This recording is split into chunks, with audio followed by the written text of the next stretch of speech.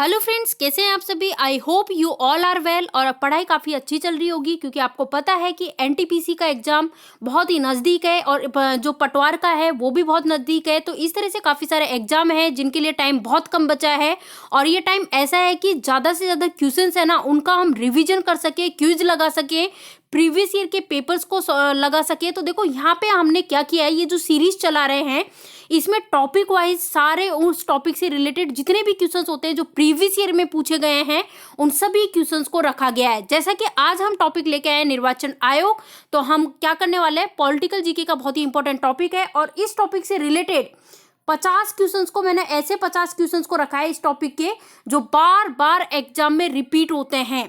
तो चलो friends start करते हैं सेशन को और देखते हैं फर्स्ट क्वेश्चन और आपको आंसर बताना है फर्स्ट क्वेश्चन का। देखिए जिस किसी क्वेश्चन का आंसर आता है कमेंट बॉक्स में कमेंट करके आंसर बता सकते हो। तो देखिए पहला क्वेश्चन आपके सामने, निर्वाचन आयोग के चेयरमैन कौन होता है। ऑप्शन है राष्ट्रपति, उपराष्ट्रपति, प्रधानमंत्री, मुख्य निर्वाचन आयुक्त। तो फ्रेंड्स निर्वाचन आयोग का चेयरमैन की बात करें तो मुख्य निर्वाचन आयुक्त होता है, तो आपका आंसर होगा ऑप्शन डी। ये लीजिए friends next question, very very important. Bharat में मतदान की आयु जो है पहले 21 साल हुआ करती थी, 21 वर्ष की, लेकिन इसको घटाकर कर दिया है 18 वर्ष। तो ये कब किया गया ये आपको बताना है फ्रेंड्स। ऑप्शन है 1988 या फिर 1989 या फिर 1990 या फिर 1991। तो फ्रेंड्स इसको घटाकर 18 वर्ष किया गया 1989 में। तो आपका आंसर हो जाएगा 1989, ऑप्शन बी राइट आंसर है। ये लीजिए फ्रेंड्स नेक्स्ट क्वेश्चन और आपसे पूछ लिया गया है भारत का प्रथम मुख्य चुनाव आयुक्त कौन था। वेरी वेरी इंपॉर्टेंट, मार्क कीजिए। इसके लिए ऑप्शन है जीवी मावलंकर, टी स्वामीनाथन, केवी के सुंदरम, सुकुमार सेन। तो भारत का प्रथम मुख्य चुनाव आयुक्त आपसे पूछा जा रहा है, आपका आंसर हो जाएगा सुकुमार सेन जो है वो भारत का प्रथम मुख्य चुनाव आयुक्त था। ऑप्शन डी राइट आंसर है। यहाँ देखिए फ्रेंड्स नेक्स्ट क्वेश्चन आपसे पूछा गया है भारतीय संविधान के कौन से अनुच्छेद में निर्वाचन आयोग के लिए प्रावधान है। वेरी वेरी इंपॉर्टेंट, आपको उस अनुच्छेद के बारे में बताना है वो कौन सा अनुच्छेद है भारतीय संविधान का जिसमें निर्वाचन आयोग के लिए प्रावधान है। अनुच्छेद 320, अनुच्छेद 324, अनुच्छेद 322 या फिर अनुच्छेद 326। तो फ्रेंड्स कौन सा आर्टिकल है, अनुच्छेद 324 राइट आंसर है, ऑप्शन बी करेक्ट आंसर है। ये लीजिए फ्रेंड्स नेक्स्ट क्वेश्चन और वेरी वेरी इंपॉर्टेंट, मार्क कीजिएगा। आपसे पूछा जा रहा है मुख्य निर्वाचन आयोग की पदावधि होती है। ऑप्शंस देखिए, तो देखो यहाँ पे वैसे ऑप्शंस देखने की जरूरत भी नहीं है क्योंकि आपको वैसे ही याद होना चाहिए कि जो मुख्य निर्वाचन आयुक्त होता है इसकी पदावधि की बात करें तो देखो यहाँ पे मैं लिख देती हूँ 6 वर्ष या फिर 65 वर्ष। देखो 6 वर्ष या फिर 65 वर्ष की आयु जो भी पहले हो जाए इन दोनों में से वही इसका क्या होता है, टेन्योर होता है। तो आंसर यहाँ पे मतलब कि जो मुख्य निर्वाचन आयुक्त की पदावधि जो होती है या तो 6 वर्ष या फिर 65 वर्ष की आयु जो भी पहले हो, तो ऑप्शन ए राइट आंसर है। नेक्स्ट देखिए ईवीएम का प्रयोग भारतीय चुनाव में कब से प्रारंभ हुआ। Very very important friends, EVM machine की बात हो रही। ईवीएम जो ईवीएम है इसका आप सभी जानते हैं भारतीय चुनाव में इसका प्रयोग किया जाता है। ये कब से प्रारंभ हुआ इसका प्रयोग करना ये आपको बताना है। 1996, 1997, 1998 या फिर 2000। तो फ्रेंड्स आंसर होगा 1998 राइट आंसर है। सन 1998 1998 से क्या हुआ, भारत में भारतीय चुनाव जो है उनमें ईवीएम का प्रयोग प्रारंभ हुआ। नेक्स्ट देखिए आपसे पूछा है कि भारत की निर्वाचन पद्धति निम्न में से किस देश के निर्वाचन पद्धति के अनुरूप है। रूस, अमेरिका, ब्रिटेन या फिर फ्रांस। तो फ्रेंड्स आंसर हो जाएगा option C Britain right answer हो जाएगा ब्रिटेन। भारत की निर्वाचन पद्धति निम्न में से ब्रिटेन के निर्वाचन पद्धति के अनुरूप है, ब्रिटेन राइट आंसर होगा ऑप्शन सी। ये लीजिए फ्रेंड्स नेक्स्ट क्वेश्चन, प्रत्यक्ष निर्वाचन किसे कहते हैं ये पूछा गया है। प्रत्यक्ष निर्वाचन की बात करें तो जनता द्वारा प्रतिनिधि चुनना इसको कहते हैं प्रत्यक्ष निर्वाचन। किसे कहते हैं, जनता द्वारा जो प्रतिनिधि चुना जाता है उसी को कहा जाता है प्रत्यक्ष निर्वाचन। नेक्स्ट क्वेश्चन देखिए भारत में निर्वाचन सूची तैयार करने की जिम्मेदारी किसकी है। वेरी वेरी इंपॉर्टेंट, निर्वाचन आयोग, निर्वाचन अधिकारी, संसद या फिर स्थानीय प्रशासन। फ्रेंड्स, भारत में निर्वाचन सूची की बात करें तो भारत में निर्वाचन सूची तैयार करने की जो जिम्मेदारी होती है, ये होती है निर्वाचन आयोग की। किसकी होती है? निर्वाचन आयोग की। नेक्स्ट देखिए, संसद द्वारा मुख्य निर्वाचन आयुक्त तथा अन्य निर्वाचन आयुक्तों की सेवा शर्तों से संबंधित अधिनियम कब पारित हुआ? 1990 में, 1991 में, 1992 में, 1994 में। तो फ्रेंड्स, संसद द्वारा मुख्य निर्वाचन आयुक्त और अन्य निर्वाचन आयुक्त जो होते हैं, इसकी सेवा शर्तों से संबंधित जो अधिनियम है, ये पारित हुआ 1994 में पारित हुआ, 1994 में। आंसर होगा ऑप्शन डी। ये देखिए नेक्स्ट क्वेश्चन, निम्नलिखित में से कौन मतदाता सूची को अघतन बनाकर तैयार रखता है? प्रत्येक राज्य का विधानमंडल, गृह मंत्रालय, संसदीय सचिवालय या फिर निर्वाचन आयोग? हमारा आंसर हो जाएगा ऑप्शन डी, करेक्ट आंसर है निर्वाचन आयोग। निर्वाचन आयोग जो है ये मतदाता सूची को अघतन बनाकर तैयार रखता है। नेक्स्ट क्वेश्चन नंबर 13, उपचुनाव कराया जाता है। उपचुनाव का बताना है कब कराया जाता है? 2 वर्ष बाद, 3 वर्ष बाद, 5 वर्ष बाद या फिर कभी भी? आंसर होगा कभी भी। उपचुनाव कभी भी कराया जा सकता है, इसकी कोई टाइम फिक्स नहीं है। नेक्स्ट देखिए, भारत में प्रथम आम चुनाव किस वर्ष में किए गए थे? ये बहुत ही इंपॉर्टेंट क्वेश्चन अपने आप में। ऑप्शन ए 1947-48 या फिर ऑप्शन बी 1948-49 या फिर ऑप्शन सी 1950-51 या फिर ऑप्शन डी 1951-52। तो फ्रेंड्स, भारत में प्रथम आम चुनाव की बात करें तो ये कराए गए थे 1951-52 में। 1951-52 आंसर होगा ऑप्शन डी। यहां देखिए आप नेक्स्ट क्वेश्चन, भारतीय निर्वाचन आयोग ने वर्ष 2010 में अपनी कौन सी जयंती मनाई? ये बहुत ही इंपॉर्टेंट क्वेश्चन है। रजत जयंती, स्वर्ण जयंती, हीरक जयंती या फिर अमृत जयंती? तो फ्रेंड्स, निर्वाचन आयोग जो है इसने वर्ष 2010 में अपनी कौन सी जयंती मनाई? स्वर्ण जयंती। स्वर्ण जयंती राइट आंसर होगा। 2010 में मनाई निर्वाचन आयोग ने स्वर्ण जयंती, ऑप्शन बी राइट आंसर है। नेक्स्ट, पार्लियामेंट द्वारा दिसंबर 1989 में निर्मित कानून के अनुसार एक नागरिक के वयस्क होने की कानूनी आयु बतानी है, कितनी होती है? 23 वर्ष, 22 वर्ष, 20 वर्ष, 18 वर्ष? तो फ्रेंड्स, ये होती है 18 वर्ष। आंसर हो जाएगा ऑप्शन डी 18 वर्ष। नेक्स्ट देखिए, चुनाव के समय किसी चुनाव क्षेत्र में चुनाव प्रचार कब बंद करना होता है? ये काफी इंपॉर्टेंट क्वेश्चन है फ्रेंड्स। ऑप्शन है ऑप्शन ए मतदान प्रारंभ होने से 24 घंटे पहले, ऑप्शन बी मतदान समाप्त होने से 24 घंटे पहले या फिर ऑप्शन सी मतदान प्रारंभ होने से 48 घंटे पहले या फिर मतदान समाप्त होने के 48 घंटे पहले। तो फ्रेंड्स, आंसर तो पता होना चाहिए, मतदान समाप्त होने के 48 घंटे पहले। तो ये आंसर हो जाएगा, ये ऑप्शन डी राइट आंसर है। नेक्स्ट देखिए, मुख्य निर्वाचन आयुक्त को प्रति माह कितना वेतन मिलता है, ये आपको बताना है। 80,000 या फिर 2,50,000 या फिर 95,000 या फिर 1 लाख? तो फ्रेंड्स, मुख्य निर्वाचन आयुक्त जो होता है इसको प्रति माह यानी हर महीने कितना वेतन मिलता है? 2,50,000 रुपये। आंसर होगा ऑप्शन बी। यहां देखिए फ्रेंड्स, नेक्स्ट क्वेश्चन आपसे पूछा गया है, मुख्य निर्वाचन आयुक्त की नियुक्ति तथा उसको पदच्युत करने का अधिकार निम्नलिखित में से किसको है? प्रधानमंत्री को, मुख्य न्यायाधीश को, राष्ट्रपति को या फिर संसद को? तो फ्रेंड्स, इसका अधिकार है राष्ट्रपति को। किसको है? प्रेसिडेंट को, राष्ट्रपति को। देखिए फ्रेंड्स, जिस किसी क्वेश्चन का आंसर आता है कमेंट करके आंसर जरूर बताइए। आपको वीडियो पसंद आ रहा है तो लाइक कीजिए, जितना हो सके वीडियो को शेयर कीजिए और अगर आप चैनल पर नए हो तो चैनल को सब्सक्राइब कर ले, साथ ही बेल आइकॉन पे प्रेस कर ले ताकि जो भी वीडियो डाले उसके नोटिफिकेशन आप तक जरूर पहुंच सके। इसका आंसर बताइए, निर्वाचन आयुक्त की सेवा शर्त तथा कार्यकाल निश्चित करता है कौन? संविधान, संसद, राष्ट्रपति या फिर सरकार? तो फ्रेंड्स, आपने चुना है ऑप्शन ए, तो वेरी गुड, आप सभी का सही आंसर है संविधान। यहाँ पे राइट आंसर होगा ऑप्शन ए। ये लीजिए नेक्स्ट क्वेश्चन, 1952 का वर्ष भारतीय इतिहास में क्यों महत्वपूर्ण है? इसके लिए ऑप्शंस हैं। ऑप्शन ए, राज्य पुनर्गठन अधिनियम पारित हुआ था या फिर ऑप्शन बी, हरियाणा राज्य विभाजित हुआ था या फिर ऑप्शन सी, भारत में प्रथम सरकारी जनगणना हुई थी या फिर ऑप्शन डी, लोकसभा का प्रथम आम निर्वाचन हुआ था? तो फ्रेंड्स आंसर हो जाएगा 1952 वर्ष जो है भारतीय इतिहास में इसलिए महत्वपूर्ण है क्योंकि लोकसभा का प्रथम आम निर्वाचन हुआ था। कब हुआ था? 1952 में।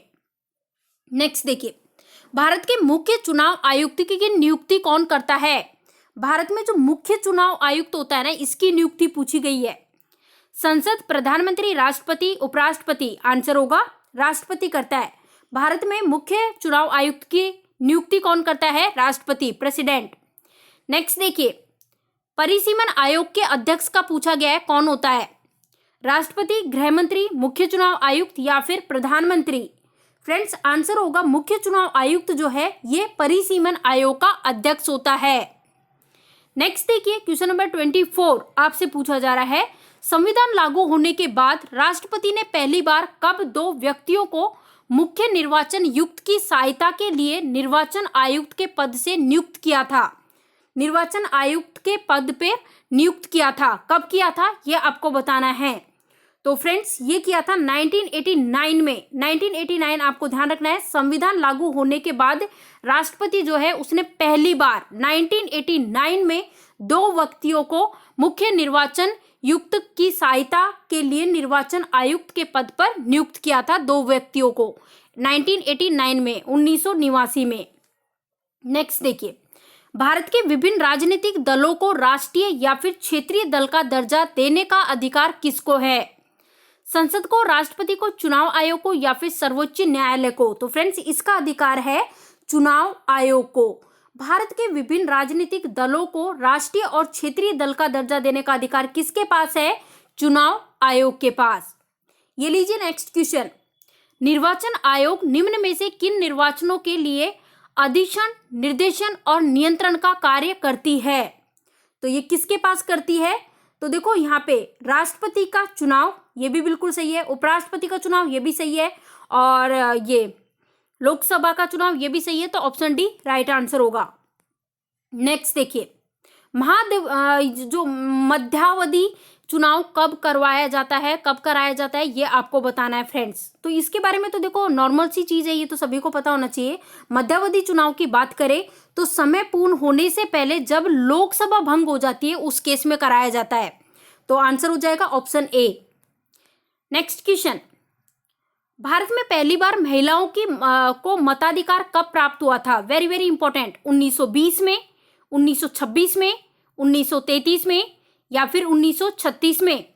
तो फ्रेंड्स भारत में पहली बार महिलाओं को मताधिकार प्राप्त हुआ था 1926 में हुआ था, 1926 में। ऑप्शन बी राइट आंसर है। नेक्स्ट, मत देने का अधिकार किस आयु पर मिलता है? Very very important. पहले मत देने की जो मतलब कि वोटिंग देने की, मत देने की जो आयु हुआ करती थी वो 21 वर्ष हुआ करती थी, लेकिन फिलहाल कितनी है? 18 वर्ष। आंसर हो जाएगा 18 वर्ष। ऑप्शन ए राइट आंसर है। ये लीजिए next question, question number 30। Question पूछा गया है, किसी निर्वाचन के दौरान किसी राजनीतिक दल के उम्मीदवार की मृत्यु हो जाने की स्थिति में कितने दिनों के अंदर दूसरा प्रत्याशी खड़ा करना पड़ता है? 15, 10, 7 या फिर 30? तो फ्रेंड्स देखिए, किसी निर्वाचन के दौरान किसी राजनीतिक दल के उम्मीदवार की अगर मृत्यु हो जाती है तो इस स्थिति में 7 दिन के अंदर दूसरा प्रत्याशी खड़ा करना पड़ता है। आंसर हो जाएगा ऑप्शन सी, 7 दिन की अवधि के अंदर। नेक्स्ट, अन्य। अब देखो मुख्य निर्वाचन का नहीं पूछा, यहाँ पूछा है अन्य निर्वाचन आयुक्त जो होता है इसकी पदावधि पूछी है फ्रेंड्स। तो अन्य की भी पता होनी चाहिए कि अन्य निर्वाचन आयुक्त जो होता है या तो 6 वर्ष या फिर 62 वर्ष जो भी पूर्ण हो जाए वही इसका पदावधि होता है। और मुख्य निर्वाचन आयुक्त की बात करें तो 6 वर्ष या फिर 65 वर्ष इस तरह से होता है। तो अन्य निर्वाचन का पूछा है, ऑप्शन ए राइट आंसर होगा। नेक्स्ट देखिए, अन्य निर्वाचन आयुक्त अपना त्याग पत्र किसे देते हैं? बात हो रही है अन्य निर्वाचन आयुक्त की, बात हो रही है। ऑप्शन है राष्ट्रपति को, प्रधानमंत्री को, उपराष्ट्रपति को या फिर मुख्य निर्वाचन आयुक्त को। तो फ्रेंड्स अन्य निर्वाचन आयुक्त की बात करें तो ये अपना त्याग पत्र देते हैं राष्ट्रपति को। किसे देते हैं? राष्ट्रपति को। ये लीजिए नेक्स्ट क्वेश्चन, दिनेश गोस्वामी समिति के बारे में पूछा है कि इसकी सिफारिश की थी, किसने की थी ये बताना है। तो देखिए फ्रेंड्स, दिनेश गोस्वामी समिति के बारे में आपको पता होना चाहिए कि लोकसभा के चुनाव की सरकारी निधियन की ने इसकी क्या की थी, सिफारिश की थी। तो आंसर हो जाएगा ये दिनेश गोस्वामी समिति है, इसने किसकी सिफारिश की थी, लोकसभा के चुनाव की सरकारी निधियन की क्या की थी, सिफारिश की थी। किसने की थी ये पूछा जाए तो दिनेश गोस्वामी समिति ने की थी, ऑप्शन सी। नेक्स्ट, अब आपको बताना है दिनेश गोस्वामी समिति जिसके बारे में अभी अभी हमने देखा, इसका संबंध बताना है किससे था।